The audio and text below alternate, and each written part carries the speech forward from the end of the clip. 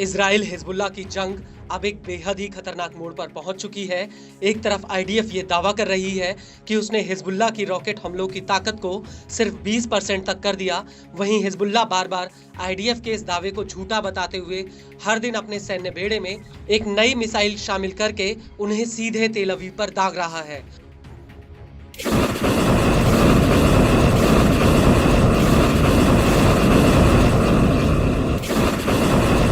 और हिजबुल्लाह के इन हमलों के आगे आईडीएफ भी बेबस नजर आ रही है। वो इसलिए क्योंकि इजरायली सेना हिजबुल्लाह के ड्रोन, मिसाइल और रॉकेट फायर करने से पहले उनका पता नहीं लगा पाती, बल्कि जब वो इजराइल के भीतर आकर फटने वाले होते हैं तब इजराइल के डिफेंस सिस्टम को उनके बारे में पता चलता है। और यही वजह है कि अब हिजबुल्लाह आईडीएफ के सबसे अहम और संवेदनशील माने जाने वाले सैन्य अड्डों तक पहुंच चुका है।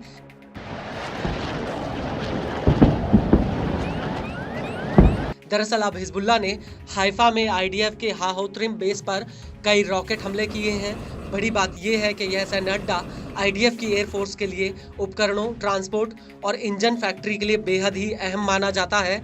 इसकी लेबनान बॉर्डर से महज 40 किलोमीटर की दूरी है। हिजबुल्लाह के मुताबिक यह सैन्य अड्डा आईडीएफ की संवेदनशील इंटेलिजेंस बेस में आता है और इस हमले के बाद हिजबुल्लाह ने रमीम ब्रिगेड के कमांड सेंटर पर भी ड्रोन्स का एक जत्था फायर किया। हिजबुल्लाह के मुताबिक उसका यह हमला एकदम सटीक रहा। वहीं दूसरी तरफ पूर्वी नहरिया में भी हिजबुल्लाह ने आईडीएफ की 146वीं डिवीजन के ठिकानों पर एक साथ कई रॉकेट दागे। इस हमले के कई वीडियो भी सामने आए जिसमें आसमान से एक रॉकेट एक सफेद घर पर गिरता हुआ दिख रहा है। इसके बाद यहां बनी इमारतों में भीषण आग लग जाती है और इस हमले को लेकर आईडीएफ का कहना है कि हिजबुल्लाह के रॉकेटों की चपेट में आने से 2 लोगों की जान चली गई। आईडीएफ के मुताबिक हिजबुल्लाह ने नहरिया पर 10 रॉकेट फायर किए थे। इनमें से कुछ को तो इंटरसेप्ट कर लिया गया, जबकि कुछ रॉकेट्स पश्चिमी गलीली या खुले मैदान में जा गिरे थे।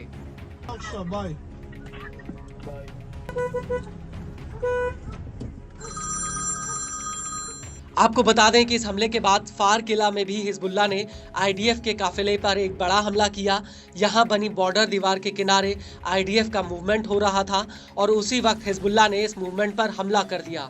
यहां पर हिजबुल्लाह का एक लड़ाका हरियाली में छिपकर बॉर्डर पर बनी दीवार के किनारे चल रहे आईडीएफ के टैंकों और बुलडोजर पर घात लगाकर रॉकेट अटैक कर देता है।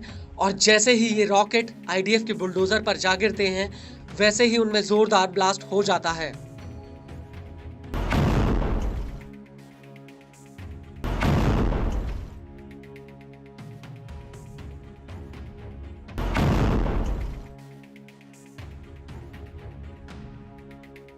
इस हमले के बाद हिजबुल्लाह के लड़ाके घनी हरियाली में लॉन्चर्स लगाकर इजराइल के क्रायत इलाके पर भीषण रॉकेट हमला करते हैं। हिजबुल्लाह के इस हमले का एक वीडियो भी सामने आया है जिसमें दिख रहा है कि हिजबुल्लाह के लड़ाके एक साथ पहले तो कई लॉन्चर्स लगाते हैं और फिर उन्हें एकाएक इजराइल की तरफ फायर कर देते हैं।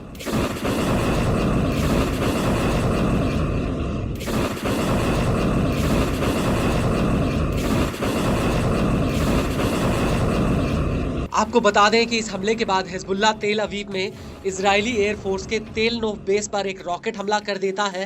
हिजबुल्लाह ने इस हमले का बाकायदा वीडियो भी रिलीज किया जिसमें दिख रहा है कि कैसे पहले तो हिजबुल्लाह के लड़ाके आईडीएफ के इस बेस को चिन्हित करते हैं और इसके बाद स्क्रीन पर हिजबुल्लाह का एक लड़ाका आता है और उसके पीछे रॉकेटों का एक पूरा सॉल्वो होता है जिस पर हसन नसरल्लाह की एक तस्वीर भी लगी होती है और कुछ ही सेकंड्स में सॉल्वो को तेल नोफ बेस पर फायर कर दिया जाता है। और जैसे ही रॉकेट्स इजराइल के भीतर पहुंचते हैं वहां पर भगदड़ मच जाती है। हिजबुल्लाह के इस वीडियो में कुछ लोग समुद्र किनारे दिख रहे हैं और हवाई हमलों का सायरन बजते ही ये सभी बम शेल्टर की तरफ भागने लगते हैं।